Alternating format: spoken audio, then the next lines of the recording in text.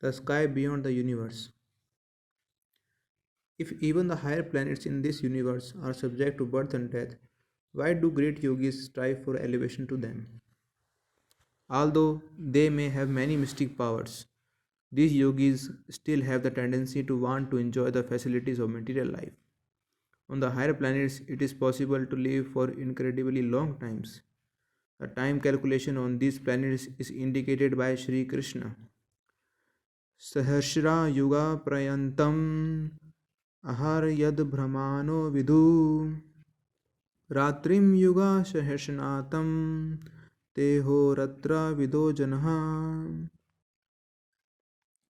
By human calculation, 1000 ages taken together in the duration of Brahma's one day, and such also is the duration of his night.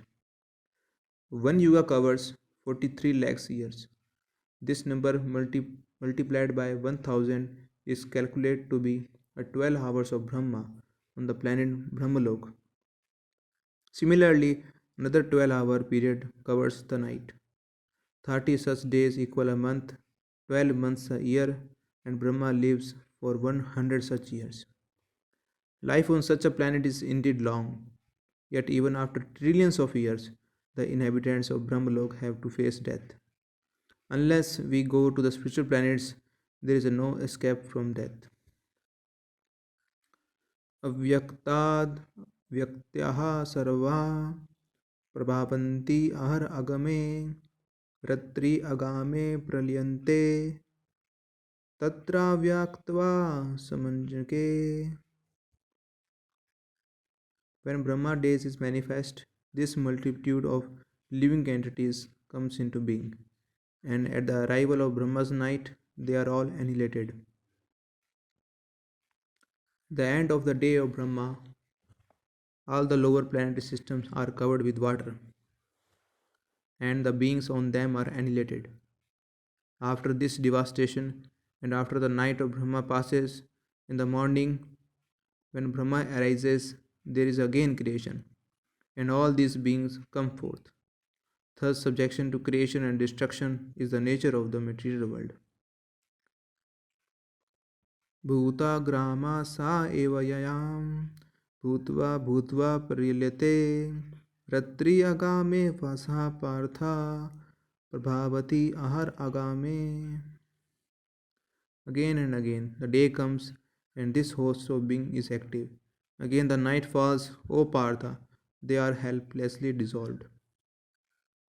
Although the living entities do not like devastation, and that devastation will come and overflood the planets until all living beings on the planets stay merged in water throughout the night of Brahma. But as day comes, the water gradually disappears. पारस तस्मात् तु भावनयो व्यक्तो व्यक्तात् सनातनः यः सा सर्वेषु भूतेषु नश्यतेषु न विनश्यति. Yet there is another nature which is eternal and is transcendental to this manifested and unmanifested matter. It is the supreme and is never annihilated. When all in this world is annihilated, that part remains as it is. We cannot calculate the extent of the material universe, but we have Vedic information that there are millions of universes within the entire creation. And beyond these material universes, there is another sky which is spiritual. They are all planet are eternal, and the lives of all being on them are eternal. In this verse, the word bhava means nature, and another nature is indicated. In this world, we have experience also of two natures.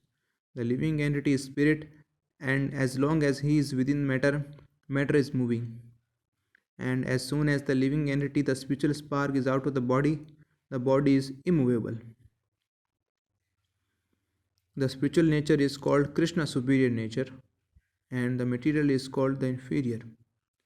Beyond this material nature, there is a superior nature which is totally spiritual. It is not possible to understand this by experimental knowledge, We can see millions and millions of stars through a telescope, but we cannot approach them. We have to understand our incapabilities. If we cannot understand the material universe by experimental knowledge, then what is the possibility of understanding God and His kingdom? It is not possibly experimentally. We have to understand by hearing Bhagavad Gita. We cannot understand who our Father is by experimental knowledge. We have to hear the word of our mother and believe her.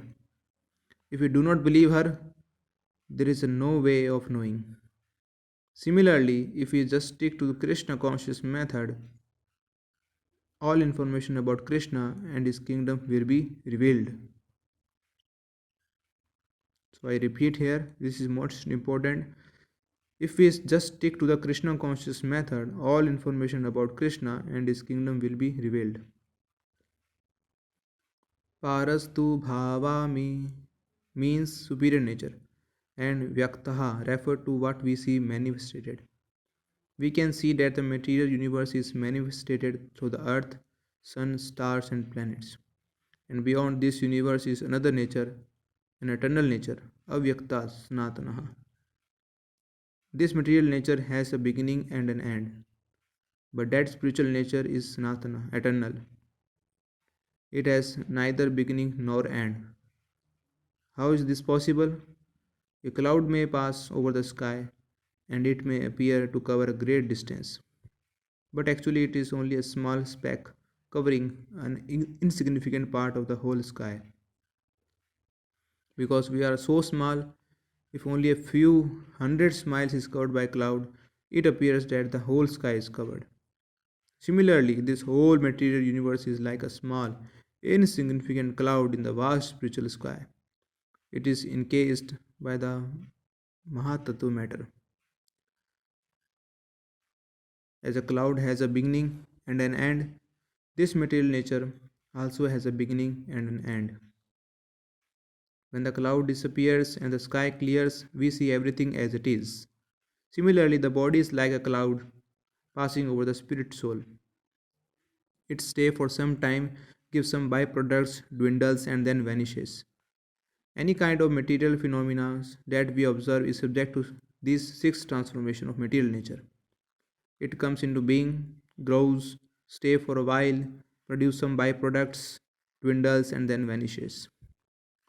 Krishna indicates that beyond this changing cloud like nature, there is a spiritual nature which is eternal. And in addition, when this material nature is annihilated, that avyaktat sanatana will remain. In Vedic literature, there is a good deal of information about the material and spiritual skies. In the second canto of Srimad Bhagavatam, there are descriptions of the spiritual sky and of its inhabitants. There is even information given that there are spiritual airplanes in the spiritual sky, and that the liberated living entities there travel about on these planes like lightning. Everything that we find here can also be found there in reality. Here in the material sky, everything is an imitation or shadow of that exists in the spiritual sky. As in cinema, we simply see a show or facsimile of real thing. As in Srimad Bhagavatam, it is said that this material world is but a combination of matter and matter molded after the reality. Just as a mannequin of a girl in a store window is modeled after a girl.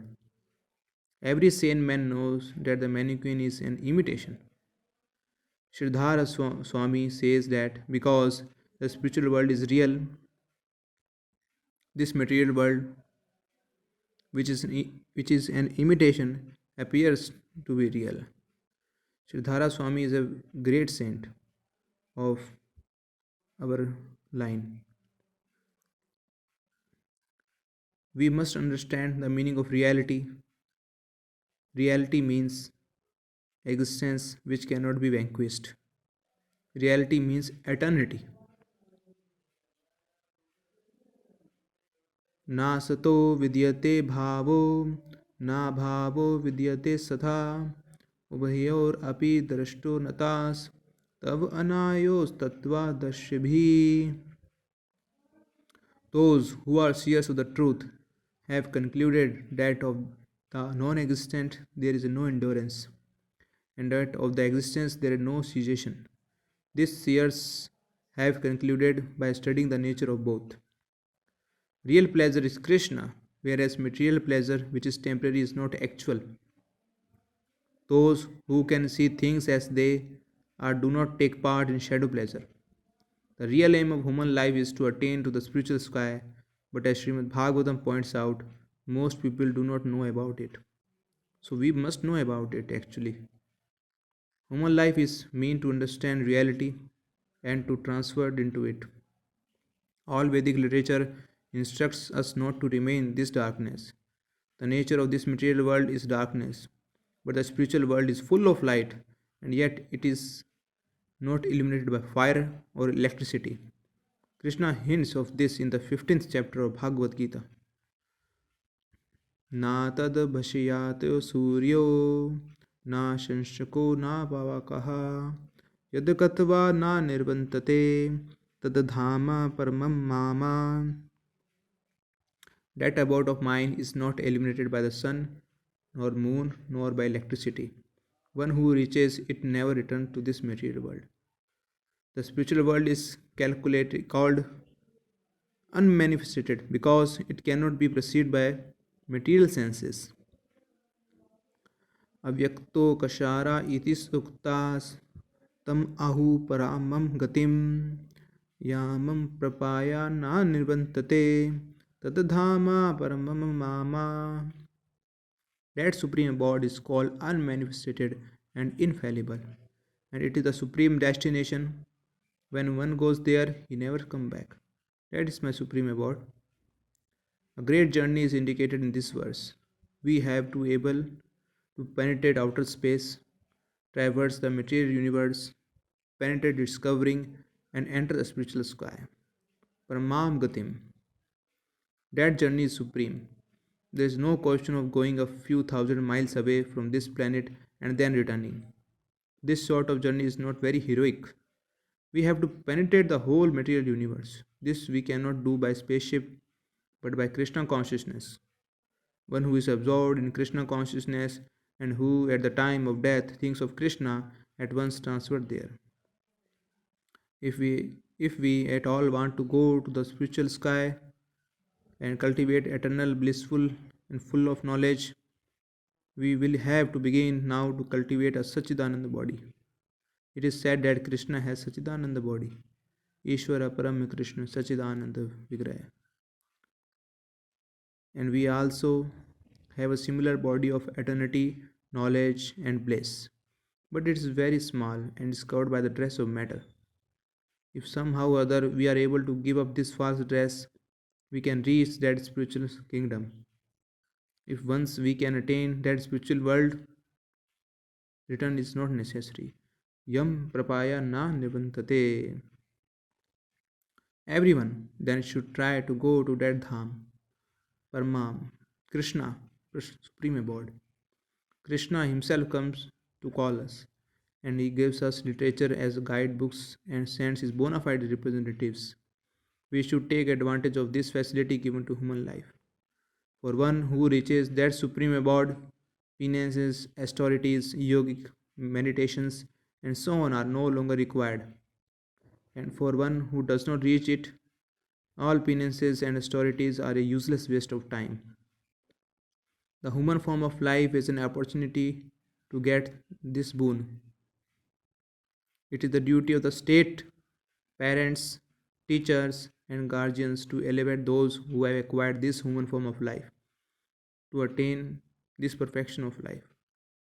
Simply eating, sleeping, mating, and quarreling like cats and dogs is not civilization.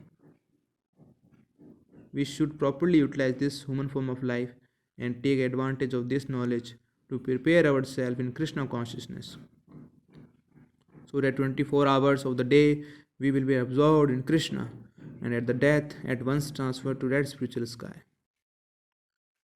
Purusha sa parha partha bhaktiya labhiyastav ananyay yashantaha sthani bhutani Yena sarvam idam tatam. The Supreme Personality of Godhead, who is greater than all, is attainable by unalloyed devotion. Although he is present in his abode, he is all pervading and everything is situated within him. If we are at all interested in reaching the supreme abode, the process is indicated here is bhakti. Bhaktiya means devotion service, submission to the Supreme Lord. The root word for bhaktiya is bhaj, which means service. The definition of bhakti given in Narad's Pancharatra is freedom from designation. If one is determined to get out of all designations that are attached to the pure spirit soul, which arises due to the body and are always changed when the body is changed, one can attain to the bhakti. Bhakti is realizing that one is spirit soul, pure spirit, and not matter at all. Our real identity is not this body, which is simply a covering of the spirit, but our real identity is Dasa, servant of Krishna. When one is situated in this real identity and is rendering service to Krishna, he is called Bhakta. Rishikena Rishikesha Sevanam. When our senses are free from material designation, we will utilize them in the service of Master of the senses, Rishikesha or Krishna. As Rupa Goswami point out, we have to serve Krishna favorably. There are 6 Goswami of Vrindavan, and one of them is Rupa Goswami. Generally, we want to serve God for some material purpose or gain. Of course, one who goes to God for material gain is better than who never goes. But we should be free from desire of material benefit.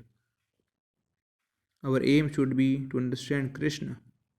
Of course, Krishna is unlimited and it is not possible to understand him. But we have to accept what we can understand. Bhagavad Gita is specially presented for our understanding.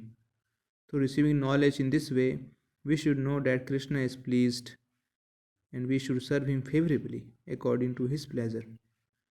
Krishna consciousness is a great science with immense literatures, and we should utilize them for the attainment of bhakti. Purusha Sa Paraha. In the spiritual sky, the Supreme Lord is present as the Supreme Person. There are innumerable self-luminous planets there, and in each one an expansion of Krishna resides. There are four-armed and have innumerable names. They are all persons, they are not impersonal. These Purushas or persons can be approached by bhakti, not by challenge, philosophical speculation, or mental concoction, nor by physical exercise, but by devotion, without the deviation of fruitive activity or material gain. What is the Purusha, the Supreme Person like? Yasan taha sthani bhutani yena sarvam idam tatam. Every living entity and everything is within him, and yet he is without, all pervading. How is that? He is just like the sun, which is situated in one place, and yet he is present all over by his rays. Although God is situated in his dham, paramam, his energies are distributed everywhere, nor is he different from his energies, inasmuch as the sunshine and the sun are not different. Since Krishna and his energies are non different, we can see Krishna everywhere if we are advanced in devotion service. Premajana Shurita Bhakti Vilochana Sanatanaha Sadeva Hirdayeshu Vilokayanti. I worship the original personality of Godhead, Govinda, whom the pure devotees, whose eyes are smeared with the ointment of love of Godhead, always absorb within their hearts. Those who are filled with love of God see God constantly before them. It is not that we saw God last night and is no longer present. No. For one who is Krishna conscious, Krishna is always present and can be perceived constantly. We simply have to develop the eyes to see Him. Due to our material bondage, the covering of the material senses, we cannot understand what is spiritual. But this ignorance can be removed by this process of chanting Hare Krishna. How is this? A sleeping man may be awakened by sound vibration. Although a man may be, for all intents and purpose, unconscious, he cannot see, feel, smell, etc. The sense of hearing is so prominent that a sleeping man may be awakened just by sound vibration. Similarly, the spirit soul, although now overpowered by the sleep of material contact, can be revived by this transcendental sound vibration of Hare Krishna, Krishna Krishna, Hare Hare, Hare Ram, Ram Ram, Hare Hare. Hare Krishna is simply an address to Supreme Lord and His energies. Hare means energy, and Krishna is the name of the Supreme Lord. So when we chant Hare Krishna, we are saying, O energy of the Lord, O Lord, please accept me. We have no other prayer for acceptance by the Lord. There is no question of praying for daily bread, for the bread is always there. Hare Krishna is but an address to the Supreme Lord, requesting Him to accept us. Lord Chaitanya Mahaprabhu himself prayed in his prayers. There are 8 prayers in which the Lord Chaitanya Mahaprabhu himself wrote.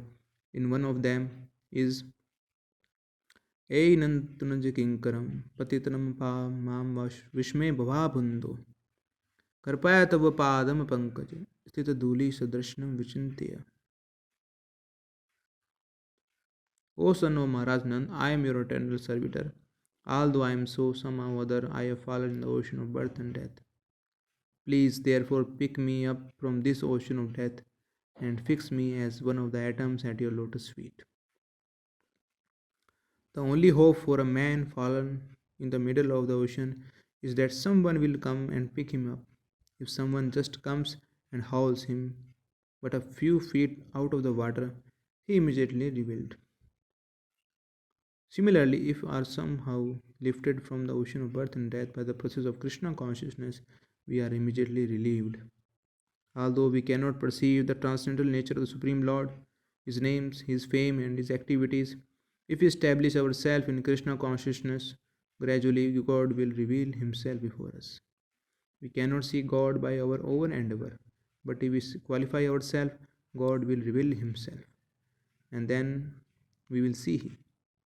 No one can order God to come before Him and dance, but we do have to work in such a way that Krishna will be pleased to reveal Himself to us. Krishna gives us information about Himself in Bhagavad Gita, and there is no question of doubting it. We just have to feel it, understand it. There is no preliminary qualification necessary for the understanding of Bhagavad Gita because it is spoken from the absolute platform. The simple process of chanting the names of Krishna we relieved what one is, what God is, what the material and spiritual universe are, why we are conditioned, how we can get out of that conditioning, and everything else step by step. So we have to actually preserve. Actually, the process of belief and revelation is not foreign to us.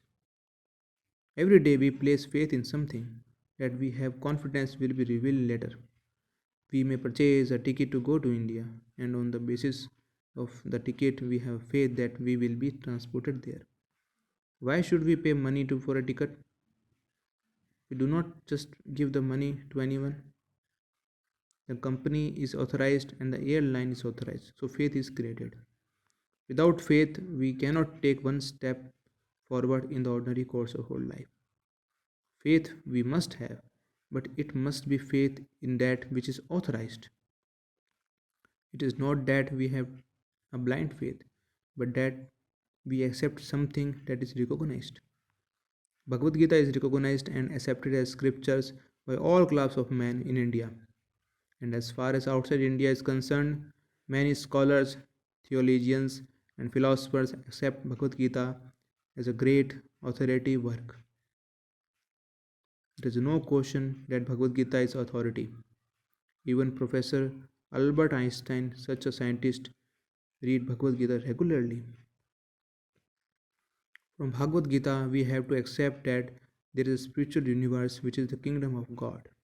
If somehow we are transported to a country where we are informed that we will no longer have to undergo birth, old age, disease, and death, will we not be happy? If we heard of such a place, surely we would try as hard as possible to get there. No one wants to grow old, no one wants to die. Indeed, a place free of such suffering would be our heart desire. Why do we want this? Because we have the right, uh, prerogative to want it. We are eternal, blissful, and full of knowledge, but have been covered by this material entanglement. We have forgotten ourselves. Therefore, Bhagavad Gita gives us the advantage of being able to revive our original status. The Shankaratists and Buddhists claim that the world beyond is void, but Bhagavad Gita does not disappoint us like this. The philosophy of voidness has simply created atheists. We are a spiritual being and we want enjoyment. But as soon as our future is void, we will become inclined to enjoy this material life. In this way, the impersonalists discuss the philosophy of voidism while trying as much as possible to enjoy this material life. One may enjoy speculation in this way, but there is no spiritual benefit.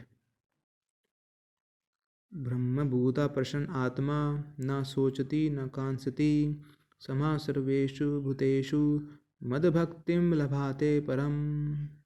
One who is thus transcendently situated at once realizes the supreme Brahman. He never laments or desires to have anything. He is equally disposed to every living entity. In that state, he attained pure devotional service unto me. He who has progressed in his devotional life and who is relishing service to Krishna will automatically become detached from material enjoyment. The symptoms of one absorbed in bhakti is that he is fully satisfied with Krishna. Hare Krishna.